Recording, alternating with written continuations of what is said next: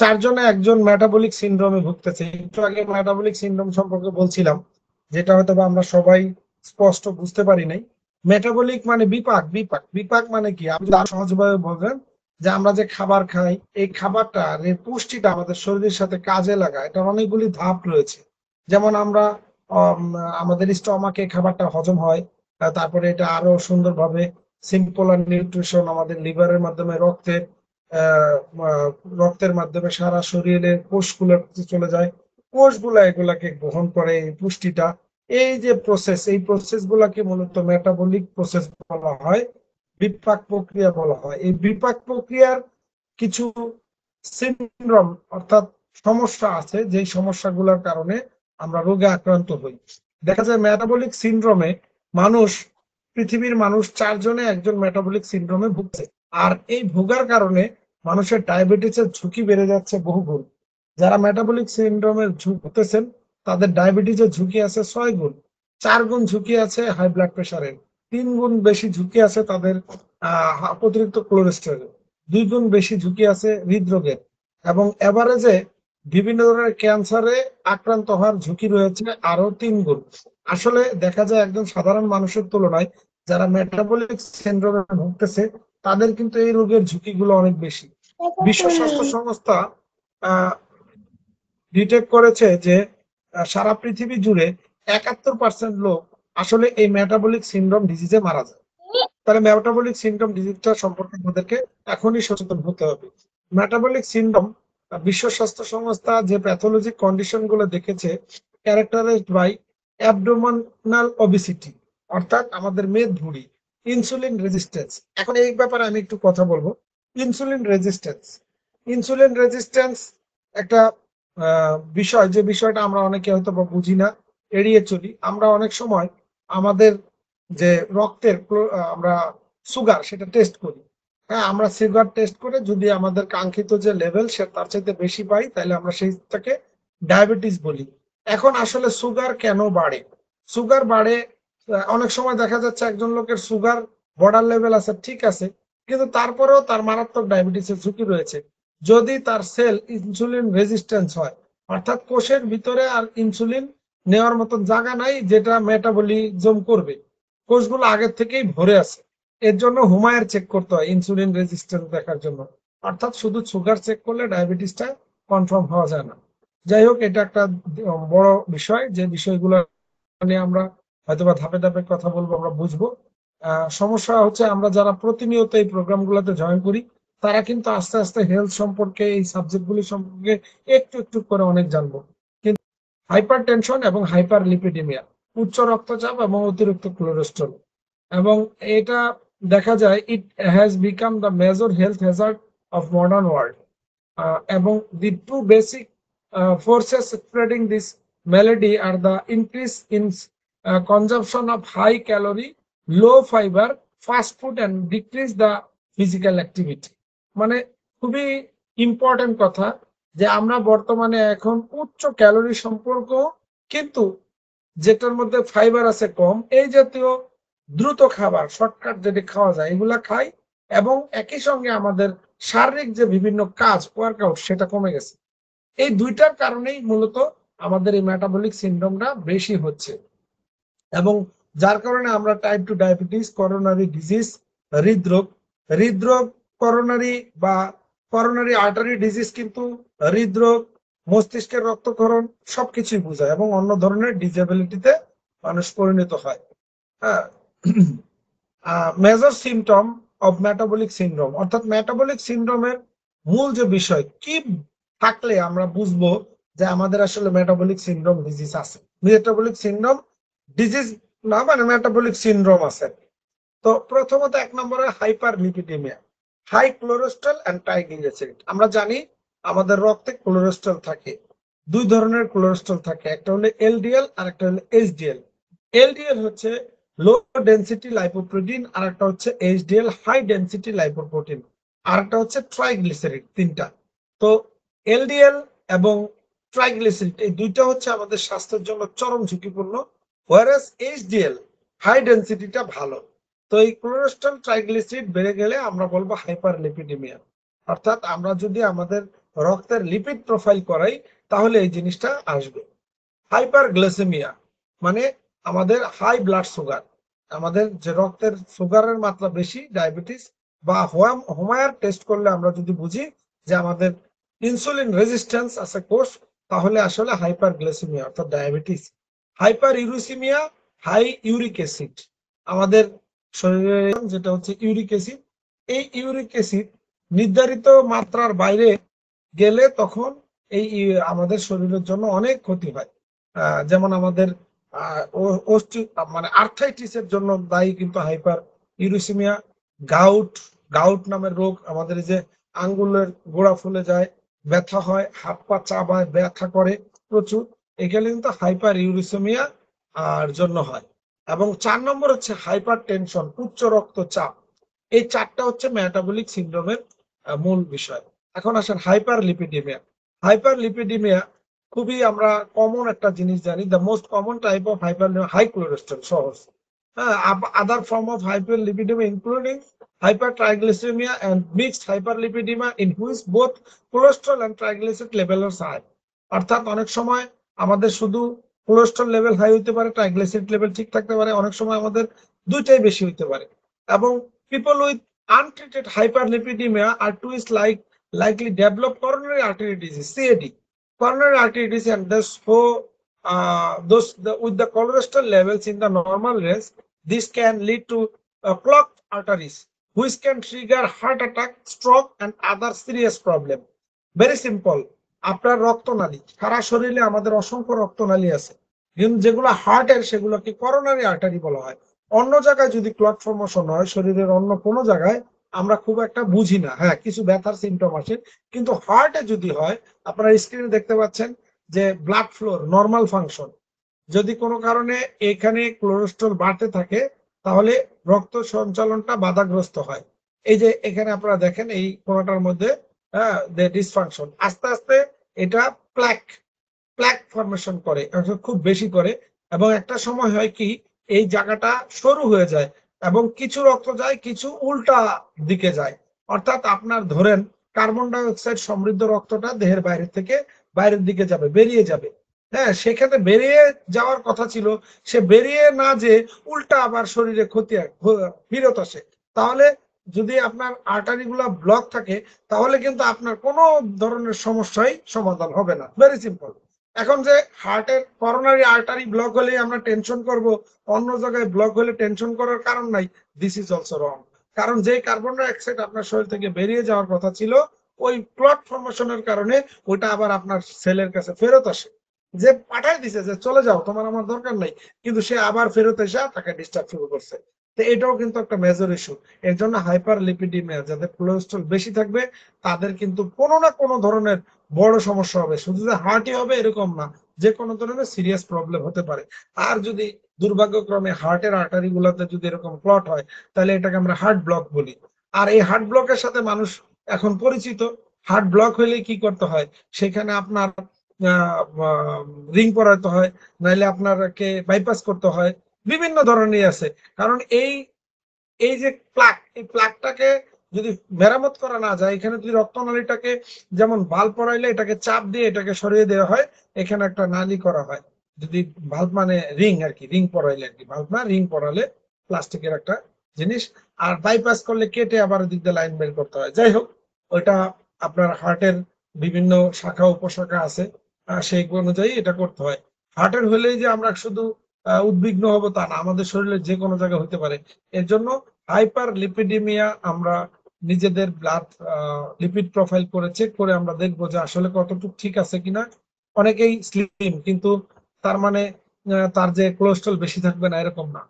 তো আচ্ছা, আমাদের কোলেস্ট্রল, এই কোলেস্ট্রলের কম্পোনেন্ট অফ সেল মেমব্রেন এবং ট্রাইগ্লিসাইড, আমাদের সেল মেমব্রেন এবং ব্যাকআপ এনার্জি, এগুলো ট্রাইগ্লিসাইড দেয়, কোলেস্ট্রল ট্রাইগ্লিসাইড। এবং এই কোলেস্ট্রল এবং ট্রাইগ্লিসাইড বেড়ে গেলেই আমাদের দেখেন কি ধরনের সমস্যা তৈরি হতে পারে। আমাদের টোটাল কোলেস্ট্রল লেভেল আমরা লিপিড প্রোফাইল যদি করি, এখানে আমি খুব বেশি সময় নিব না, কারণ আমাদের বর্তমানে ডায়াগনস্টিক সেন্টার থেকে যদি টেস্ট করি, ওখানে নর্মাল ভ্যালু এবং আপনার কতটুকু আছে এটা লিখে দেওয়া থাকে।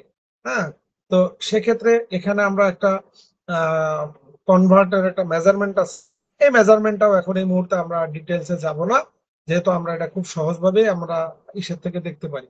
তো আদার ডায়েটারি ফ্যাক্টর অফ হাইপারলিপিডেমিয়া, কেন আমাদের কোলেস্ট্রল বাড়ে, আমরা কোলেস্ট্রলটা বাড়বে কেন, এর পিছনে কি কি কারণ রয়েছে। প্রথম হচ্ছে কুকিং অ্যান্ড স্টোরেজ, আমরা যে খাবার রান্না করি, বিশেষ করে তেল, আমরা তেল যে খাই, নর্মালি কাঁচা তেল যদি আপনি লিটারের পর লিটার খান ক্ষতি হবে না, কিন্তু এই তেলটা যখন হিটে যায়, হিটে গেলে এটা ট্রান্সফ্যাট প্রডিউস করে। এই ট্রান্সফ্যাটটা আসলে আমাদের কোলেস্ট্রল বৃদ্ধির জন্য খুবই দায়ী। এখন এই ট্রান্সফ্যাটটা দেখেন, আমরা নর্মালি বলি যে সরিষার তেল খাই, ঘানি ভাঙা। ঘানি ভাঙার অর্থ হচ্ছে আপনার ওই যে সরিষার বীজটা, সেটা অনেক তাপের মধ্যে দিয়ে যায় নাই, ওটা অল্প তাপে গিয়েছে, যার কারণে তার যে ট্রাইগ্লিসারাইড ট্রান্সফ্যাট সে প্রডিউস করতে পারে নাই। কিন্তু আপনি ঘানি ভাঙা তেল এনে কড়াইয়ের মধ্যে দিয়ে জাল দিলে ওটা কিন্তু ওই সয়াবিন তেল যা তাই হয়ে গেল। এটা একটু বুঝতে হবে। অর্থাৎ আপনার এরকম যদি আপনি সয়াবিন তেল হোক, ইভেন অলিভ অয়েল, আমরা অনেক অলিভ অয়েল খাই বা সূর্যমুখীর তেল খাই, অলিভ অয়েল খাই, সূর্যমুখীর তেল খাই, যাই খাই না কেন, আসলে সূর্যমুখী তেল বা অলিভ অয়েল খাওয়ার উদ্দেশ্য হলো এগুলো দাম বেশি, আপনি রান্নায় পরিমাণে দিবেন কম।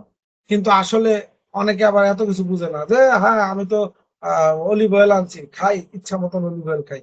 হ্যাঁ, আপনি সালাদ করে খান, আচারে খান, কাঁচা খান, যত খুশি তত খান, এটা ট্রান্সফ্যাট প্রডিউস করবে না। কিন্তু মনে রাখতে হবে, যখনই আমরা হিটে চলে যাচ্ছে আমাদের তেল, খাবার সামগ্রী অত্যধিক তাপে চলে যাচ্ছে, তখন ট্রান্সফ্যাট প্রডিউস হচ্ছে, যেটা আমাদের কোলেস্ট্রল বাড়ানোর জন্য অনেক দায়ী। এছাড়াও আমরা আমাদের যে দৈনন্দিন জীবনে যে সমস্ত অল্প ক্যালোরি, বেশি ক্যালোরি কিন্তু আপনার দেখা যাচ্ছে যে যেটার মধ্যে ফাইবার কম এরকম খাবার খাই, আঁশ কম, আঁশ ছাড়া, আঁশবিহীন, যেমন লাল চালে আঁশ আছে কিন্তু সাদা চালে কিন্তু আঁশ কম। আবার রিফাইন্ড কার্বো, যেগুলো রিফাইন করা হয়েছে, রিফাইন্ড কার্বো, যেমন আপনি এমনি আমরা যে গম পাই, গমটা যদি আপনি নর্মালি কিনে ভাঙেন, দেখবেন এটা লাল হয়েছে, সাদা হইলো কেমনে, এটাকে রিফাইন করার কারণে। একটা আখের গুড় জাল দিলে, আখের রস জাল দিলে চিনিটা লাল হয়, বা চিনি বা গুড়টা লাল হয়, তো সাদা হলো কিভাবে, এখানে এটাকে রিফাইন করা হয়েছে। এই রিফাইন জিনিসগুলো আমাদের লিপিড বাড়ানোর জন্য দায়ী। আসলে এখানে আরো অনেক বিষয় আলোচনা রয়েছে, আমরা শর্ট আলোচনা করলাম। একটা গেল তাহলে হাইপার লিপিডিমিয়া, আমাদের মনে থাকবে তো, হাইপার লিপিডিমিয়া অতিরিক্ত কোলেস্ট্রলের জন্য আমাদের মেটাবলিক সিনড্রোম তৈরি হয়। আর একটা হলো হাইপার গ্লাইসেমিয়া, অর্থাৎ ডায়াবেটিস। ডায়াবেটিস আসলে ওভার টাইম বিশ্ব স্বাস্থ্য সংস্থার মতে আসলে নর্মাল লেভেলের ডায়াবেটিসটা কত সেটা এখানে দেখা আছে, যে 70 থেকে 100 মিলিগ্রাম যদি আমাদের পার ডেসিলিটারে ফাস্টিং এর সময় থাকে, তাহলে যখন আপনি খাবেন না, তার মানে নর্মাল। এর চেয়ে বেশি গেলে আপনাকে এটাকে বলা হবে 100 থেকে 125 হলে আসলে আপনি ফার্স্ট লেভেলের ডায়াবেটিসের রোগী। কিন্তু যদি এটা 126-এর বেশি বেড়ে যায় এমজি পার ডিএল, অর্থাৎ আপনি 126 মানে 12.6, আসলে 7 থেকে 10-এর ভিতর যদি থাকে, তাহলে আপনার এটা মোটামুটি নর্মাল। হ্যাঁ, কিন্তু এরটা ক্রস করলেই আপনি তখন ডায়াবেটিসের ভিতরে পড়ে গেছেন। যাই হোক, আমাদের নর্মাল লেভেল আমরা সবাই এখন কম বেশি জানি। হ্যাঁ, তো glycaemic index and glycaemic load. আচ্ছা, গ্লাইসেমিক ইন্ডেক্সটা কি? গ্লাইসেমিক ইন্ডেক্স হচ্ছে অর্থাৎ গ্লুকোজ লেভেল। আপনার যে কোনো খাবারে গ্লাইসেমিক ইন্ডেক্স আছে, বা যে কোনো জিনিসের। যেমন আপনার ধরেন, আমি একটু সহজ উদাহরণ দিই, মধু এবং চিনি, 1 চামচ মধু এবং 1 চামচ চিনি, ডায়াবেটিস রোগীর জন্য কোনটা ক্ষতিকারক, 1 চামচ চিনি না 1 চামচ মধু? এখন আমরা অনেকেই বলবো দুইটাই ক্ষতিকারক, যেহেতু মিষ্টি খাওয়া ডায়াবেটিসের রোগীদের জন্য ভালো না, গ্লুকোজ বেড়ে যাবে। আসলে এই জিনিসটা, ধারণাটা ভুল। কেন? কারণ গ্লাইসেমিক ইন্ডেক্স আপনার চিনি এবং মধুর এক না। হ্যাঁ, অর্থাৎ আপনি যদি ভালো মন্দ দিয়ে বুঝতে চান, তাহলে গ্লাইসেমিক ইন্ডেক্স চিনিটা খুবই খারাপ, পক্ষান্তর মধুরটা অনেক ভালো। অর্থাৎ যদি একজন ডায়াবেটিস রোগী মধু খায়, পরিমিত মধু খায়, তার ক্ষতি না হয়ে উপকার হবে। ওয়ারেস সে যদি চিনি খায়, তাহলে তার কোনো উপকার হওয়া সম্ভব নয়, শুধু ক্ষতিই হবে।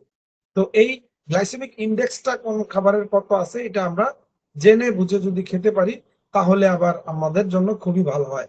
এবং আপনার বডি কতটুকু গ্লাইসেমিক লোড নিতে পারবে সেটা। যেমন আপনি কাজ করেন কতটুকু, এখন মনে করেন আপনি সারাদিন শুয়ে বসে আছেন, আপনি এখন যদি মনে করেন প্রতিদিন 100 গ্রাম বা 200 গ্রাম চালের ভাত খান, তাহলে ওইটা আপনার গ্লাইসেমিক লোড যা দিবে, হ্যাঁ, এই লোডটা আপনার বডি নিতে পারবে কিনা। আপনি সারাদিন শুয়ে বসে থাকেন, নিতে পারবে না, অতিরিক্ত হয়ে যাবে। পক্ষান্তরে আপনি যদি এটা বার্ন করেন, আপনি যে পোড়ান, এটা দিয়ে দৌড়াদৌড়ি করেন, দৌড়ঝাঁপ করেন, ব্যায়াম করেন, এগুলো আমাদের মেজারমেন্ট করতে হবে যে আমরা গ্লাইসেমিক লোড এবং গ্লাইসেমিক ইনডেক্স বুঝে খাবার খাবো।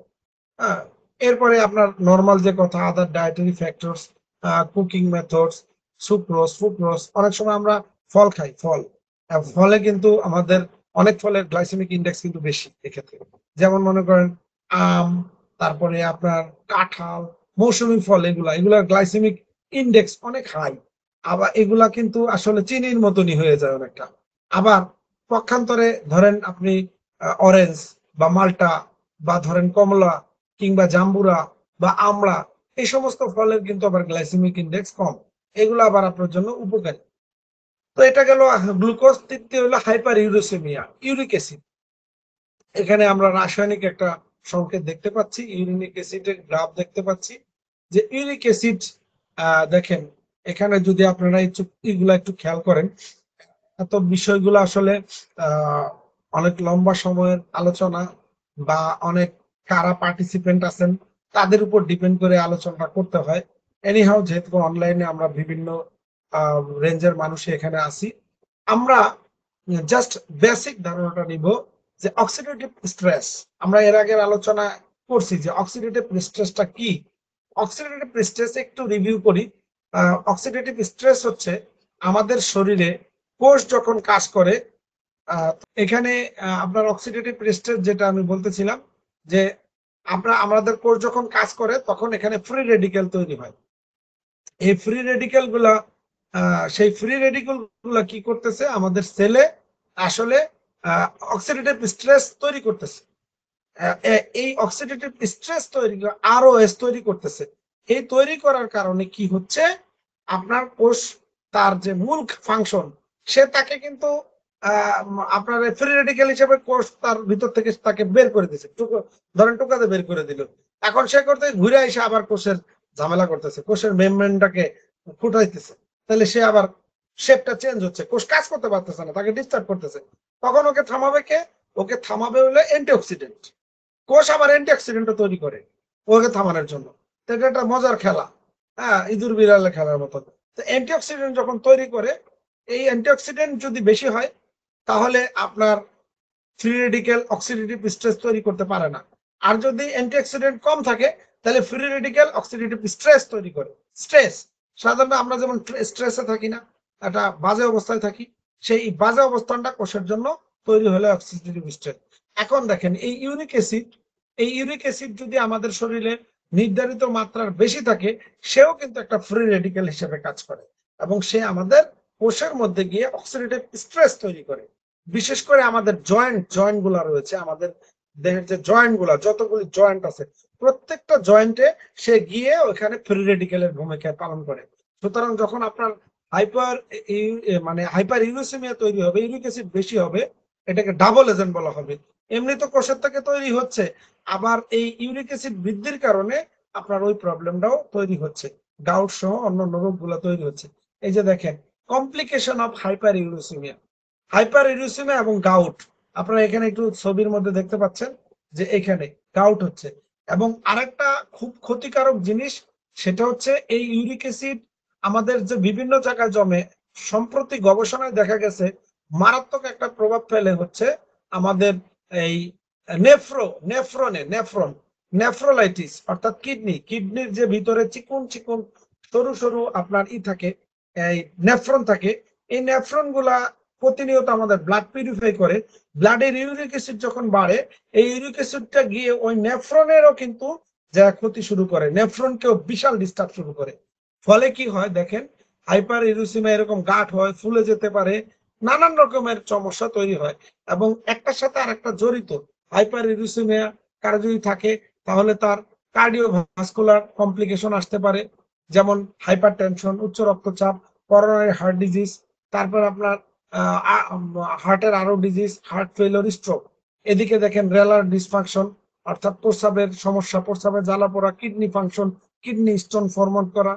তারপরে আপনার এই পাশে দেখেন মেটাবলিক ডিসঅর্ডার, টাইপ 2 ডায়াবেটিস, এইগুলা যদি থাকে, অবিসিটি, সব মিলিয়ে এটার মর্টালিটি, অর্থাৎ all causes mortality death due to cardiovascular causes, অর্থাৎ এটাও যদি রেগুলার আপনি মেনটেন না করেন তাহলে আসলে এই প্রবলেমগুলা হতে পারে, সবারই হতে পারে। নেক্সট আসেন যে main source of uric acid, কেন ইউরিক অ্যাসিড মানুষের বেশি বাড়ে? আসলে পিউরিন সমৃদ্ধ খাবারই আমাদের ইউরিক অ্যাসিড বাড়ায়। পিউরিন, এখন পিউরিন আসলে প্রায় সব খাবারই আছে, পিউরিন ছাড়া কোনো খাবারই নাই। হ্যাঁ, কিন্তু তারপরে কম আর বেশি। Uric acid form when purine break down in your body, আপনাদের শরীরে যখন পিউরিন ভাঙে। Purine are the chemical found in certain foods, this typically includes, যেমন অ্যালকোহল, যে কোনো অ্যালকোহলের ভিতরে পিউরিন আছে।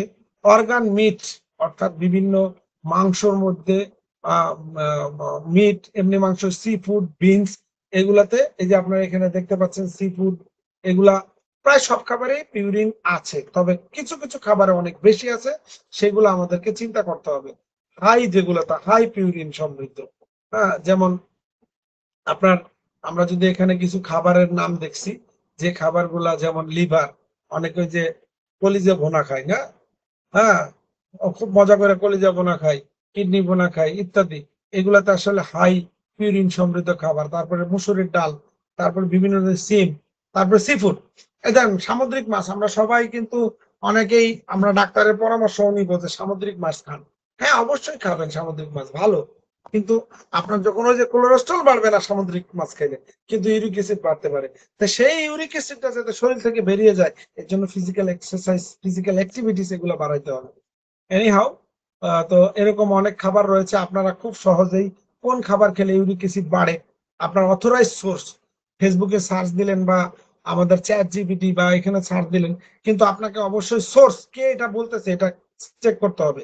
হ্যাঁ, আমরা অবশ্যই, আমরা যারা টিএনসির সাথে জড়িত বা আমার কথা যারা শোনেন, প্রতিনিয়তই আমরা বলি, আপনার ফেসবুক অনলাইনে বিভিন্ন লাইক কমেন্ট খোরদের যে এটার সাথে এটা মিশান, আদার সাথে চিনি মিশান, চিনির সাথে নুন মিশান, নুনের সাথে হলুদ মেশান, সকালে এগুলা গরম করে লবণ, লেবু, পানি, লং, দারচিনি সব খাইয়ে ফেলান, আধা ঘন্টা পরে একটা আপেল খান, 2 ঘন্টা পরে লেবুর পানি খান, এগুলা খান, এগুলা কিন্তু অবৈজ্ঞানিক। হ্যাঁ, তো এই জিনিসগুলো আপনারা খেয়াল রাখতে হবে, যে আসলে আমরা কিন্তু খুব সহজেই বুঝে ফেলবো যে এই জিনিসগুলা, এই যে মেটাবলিক সিনড্রোম, কি করলে, কোন টিএনসির প্রোডাক্ট ব্যবহার করলে খুব সহজেই এত ঝামেলা বাদ দিয়ে আমরা আমাদের বডিকে ঠিক রাখতে পারবো। হ্যাঁ, একটা খাবো প্রোডাক্ট, একটা কাজ হয়ে যাবে 4টা, এরকম জিনিস আছে না নাই? এই খাবারগুলোর মধ্যে প্রচুর পরিমাণে ইউরিক অ্যাসিড আছে। এই খাবারগুলো আমরা যত সম্ভব অ্যাভয়েড করব। হ্যাঁ, যাদের ইউরিক অ্যাসিড বাড়ে, যাদের বাড়ে না তাদের জন্য কিন্তু এগুলা বিষয় না। হ্যাঁ, সে যাদের বাড়ে তাদের। আচ্ছা, sugary food and hyper uricaemia, যে কোনো সুগারি ফুড। হ্যাঁ, এখন আমি চিনি খাই না, আমি চায়ে চিনি খাই না। হ্যাঁ, অনেকে আবার আমাদের এখন বর্তমানে শুরু হয়েছে চায়ে চিনি খায়, খায় না। কেন খায় না? একটু মজা নেয়। ওদিন দেখি চায়ের দোকানে একজন বলতেছে, এই চায়ে চিনি দিবি, লাড়া দিবি না। বুঝতে পারছেন? মানে চিনিটা সে নাড়া দিবে না, নিচেই থাকবে, ওই মিষ্টির ফ্লেভারটা নিবে। কি আনন্দ! তো যাই হোক, যেভাবেই খান, খাওয়া তো হইলো। মনে রাখতে হবে যে সুগার, সুগার অ্যান্ড সল্ট, এই দুইটাই আমাদের জন্য বিশাল প্রয়োজন। তো সুগার শুধু যে আপনার ইউরিক এই ডায়াবেটিস বাড়ায় তা না, সুগার বাড়ায় তা না, ইউরিক অ্যাসিডও বাড়ায়। সুতরাং ইউরিক অ্যাসিড, সুগারি যে কোনো ফুড, যে কোনো খাবার, ফল, যাদের ইউরিক অ্যাসিড বাড়ার প্রবণতা আছে তাদের জন্য কিন্তু এগুলা অ্যাভয়েডেবল। হ্যাঁ, আপনি মিষ্টি ফল কম খাবেন, ফল খাইলে একবারে ভালো থাকবেন, নট লাইক দ্যাট। হ্যাঁ, সুক্রোজ, গ্লুকোজ কোনটাই কতটুকু আছে, আপনি যে ফলগুলা আসলে আমাদের, যদি আমরা বলি যে মিষ্টি স্বাদ জাতীয় ফ্রুটস হচ্ছে যেগুলা মিষ্টি বিহীন, যেমন মনে করেন টক ফল জাতীয়, সেগুলা কিন্তু স্বাস্থ্যের জন্য ভালো বলতে, বিশেষ করে যাদের ইউরিক অ্যাসিড বা সুগার বাড়ে তাদের জন্য ওগুলা ভালো। এবার আসেন হাইপার টেনশন। হাইপার টেনশনের আমাদের যে ব্লাডের যদি আমরা একটু দেখি, আমাদের ব্লাডে আছে রক্তরস, প্লাজমা। আসলে রক্তের রং কিন্তু লাল না, রক্তের রং বেসিক্যালি ইয়েলো। হ্যাঁ, কিন্তু রক্তের রং লাল হয় হলো রেড ব্লাড সেলের কারণে। আমাদের প্লাজমা, প্লাজমা যদি আমরা দিই রক্তরস, white blood cell, platelet, red blood cell, এটা হচ্ছে রক্তের কণিকা। তো প্লাজমা তো রক্তরস গেল, হোয়াইট ব্লাড সেল আর প্লাটিলেট থাকে আমাদের 4%, আর রেড ব্লাড সেল থাকে 41%। এর জন্য রক্তের রং লাল দেখায়। প্লাজমা কণিকা গুলাকে ধারণ করে। হোয়াইট ব্লাড সেল আমাদের রক্তের ভিতরে থাকে, যারা জীবাণুর বিরুদ্ধে কাজ করে। মেন্স হচ্ছে ইমিউনিটি সিস্টেম, যাদের দ্বারা ডেভেলপ হয়। প্ল্যাটিলেট হচ্ছে রক্ত যদি কখনো রক্তনালী কেটে যায়, ওটা জোড়া লাগানোর কাজ প্ল্যাটিলেটের। আর রেড ব্লাড সেলের কাজ হচ্ছে মূলত আমাদের শরীরের মেন, আমাদের রক্ত থেকে শরীর থেকে অক্সিজেনটাকে নিয়ে যাবে এবং কার্বন ডাই অক্সাইডটাকে বের করে দিবে, পরিবহনের কাজটা করবে রেড ব্লাড সেল। তো ব্লাড ইসেনশিয়াল দেখেন, এই যে ব্লাডটা, এই ব্লাডটা সারা শরীরে সার্কুলেশন হচ্ছে। আপনারা এখানে কালারে দেখতে পাচ্ছেন লাল কালার এবং আর একটা হচ্ছে বেগুনি কালার। তো আমরা এই জিনিসটা যদি একটু বুঝতে চেষ্টা করি, এটা মাঝখানেটা হলো আমাদের হার্ট। এই হার্ট পাম্প করতেছে। তো হার্ট পাম্প করে আমাদের ফুসফুস থেকে, এই যে ফুসফুস থেকে অক্সিজেন সমৃদ্ধ একটা আমাদের যে আর্টারি, হ্যাঁ, লেফট আর্টারি, লেফট ভেন্ট্রিলি, অর্থাৎ এটাকে আপনার এখানে হার্টের একটা পার্ট বাম এবং ডান। হ্যাঁ, তা বাম পাশে দেখা যাচ্ছে এরকম আমাদের লালটা হচ্ছে অক্সিজেন সমৃদ্ধ যে রক্ত, সেটা পাম্প করে সারা শরীরে পৌঁছায় দেয় ক্যাপিলারি, চিকন চিকন টিউবের মাধ্যমে। এই যে ক্যাপিলারি, এটা হলো ব্রেন, ব্রেনের ক্যাপিলারি। একটা জিনিস দেখানো হচ্ছে। আবার এখান থেকে আপনার যেটা কার্বন ডাই অক্সাইড সমৃদ্ধ আপনার রক্ত, এই যে অন্য কালার আমরা একটু দেখতে পাচ্ছি এখানে ব্লু কালার, এই ব্লু কালারটা এখানে নিয়ে এটা আবার বের করে দেয় শরীর থেকে ফুসফুসের মাধ্যমে। এই যে ফাংশন দেখেন এখানে হার্ট, তারপর রক্তনালী এবং ব্রেন, তিনটা জিনিস জড়িত। তো হাইপার টেনশন, এখানে আমাদের এই হার্টের যে সংকোচন প্রসারণ, এটা হচ্ছে ডায়াস্টোলিক সিস্টোলিক। এই সংকোচন প্রসারণটাই কিন্তু একটা প্রভাব, একটা ঢেউ তৈরি করে আমাদের রক্তনালীতে। যেই রক্তনালীতে একটা চাপ তৈরি হয়, এই চাপটা আমরা পারদ স্কেলে আমাদের হাতে আমরা মাপতে পারি। অর্থাৎ আমাদের ব্লাডের প্রেশারটা কেমন আছে। এখন ব্লাডের প্রেশারটা যদি বেশি থাকে, তাহলে আলটিমেটলি আমাদের এই বড় যে রক্তনালীগুলো আছে, এগুলো তত ক্ষতিগ্রস্ত না হলেও আমাদের মাথায় যে চিকুন চিকুন ক্যাপিলারি গুলো আছে, এগুলো কিন্তু ক্ষতিগ্রস্ত হয়। এবং যখন মনে করেন একসাথে অনেক ব্লাড ফ্লো হয়, প্রেশার যখন বাড়ে, তখন যখন এখান থেকে প্রেশার বেশি দেওয়া হয়, তখন এই ব্লাড ফ্লো বাড়লে এই ক্যাপিলারি গুলো অনেক সময় ছিঁড়ে যায়। ছিঁড়ে গিয়ে ওই জায়গাটায়, যেহেতু রক্তনালী ছিঁড়ে গেছে, প্ল্যাটিলেট যেখানে ক্লট ফর্মেশন করে দিবে। এই যে জিনিসটা, এটা স্ট্রোক বলে, ব্রেন স্ট্রোক। এই স্ট্রোকের ফলে এখানে যদি রক্তনালী গুলো জমাট বেঁধে যায়, রক্ত গুলো জমাট বেঁধে যায়, ক্লট হয়ে যায়, তখন এটাকে দেখা যাচ্ছে যে ব্রেনের যে পার্ট, ধরেন আপনার লেফট পার্ট বা রাইট পার্ট, লেফট পার্টে যদি এরকম ক্লট ফর্মেশন হয়, তাহলে লেফট পার্ট সাধারণত আমাদের রাইট শরীরের ডান পাশ নিয়ন্ত্রণ করে, আর বাম পাশটা ডান পাশ নিয়ন্ত্রণ করে। যে পাশটা আপনার এরকম ক্লট হয়ে যাবে, ওটার ফাংশন গুলা, সিস্টেম গুলা প্রবলেম হয়ে গেলে তখন আমাদের এই যে প্যারালাইজড হয়। অর্থাৎ অনেক সময় মুখ বা চোখ বা হাত এরকম প্যারালাইজড হয়ে যায় উচ্চ রক্তচাপের কারণে। এই রক্তচাপ মূলত এই যে জিনিসটা, রক্ত সঞ্চালন প্রক্রিয়া, ব্রেন, এগুলোর সাথে জড়িত। এখন এখানে কজেস বিভিন্ন কারণে থাকতে পারে যে কেন আমাদের এটা হয়। হ্যাঁ, প্রথমত হাইপার টেনশন প্রধানত ঘটে হচ্ছে এরকম, যদি রক্তনালীগুলা সংকুচিত হয়ে যায়, শক্ত হয়ে যায়, তখন ব্লাডটা যখন ফ্লো হয়, ব্লাডটা যখন চাপ দেওয়া হয়, তখন ধরেন এই যে এই জায়গাটায়, ধরেন এখান থেকে একটা গতিতে রক্ত আসতেছিল, ধরেন এখান থেকে আসতেছিল, সাপোজ আমি বুঝাই, যে ধরেন 5 কিলোমিটার বেগে আসতেছিল রক্তটা, এখানে এসে যখন চাপ হবে, এখান থেকে যখন বেরোতে থাকবে, আলটিমেটলি এটার প্রেশার কিন্তু বেড়ে যাবে। এটা 5 থেকে 10 কিলোমিটার বেগে এটা যাওয়ার চেষ্টা করবে, ওর কাজ তো যাওয়া, কিন্তু সংকুচিত হয়ে গেছে, তখন সে জোর করে যেতে চাইবে, তখন এটাকে প্রেশারটা বেড়ে গেল। অর্থাৎ এরকম যদি ক্লট ফরমেশন, চর্বি, রক্তনালীতে যদি চর্বি জমে যায়, তাহলে হাইপারটেনশন ঘটনা ঘটে। হাইপারটেনশনের যে স্টেজ, আমরা সবাই জানি যে আসলে আমাদের নর্মাল ব্লাড প্রেশার হচ্ছে 80/120, কিন্তু এছাড়াও নর্মাল 120 সিস্টোলিক আপার নাম্বার, আর ডায়াস্টোলিক লোয়ার নাম্বার, অর্থাৎ নিচের প্রেশার আর উপরের প্রেশার এরকম। 80/120 হচ্ছে নর্মাল, মোটামুটি এটা বয়স অনুযায়ী। তারপরে আপনার 80, 120 থেকে 130 ফার্স্ট স্টেজ, এটাও নর্মাল বলবো, নর্মাল চেয়ে একটু বেশি। হাই ব্লাড প্রেশার স্টেজ 1 হচ্ছে 80 থেকে 90 নিচে, উপরে 130 থেকে 140।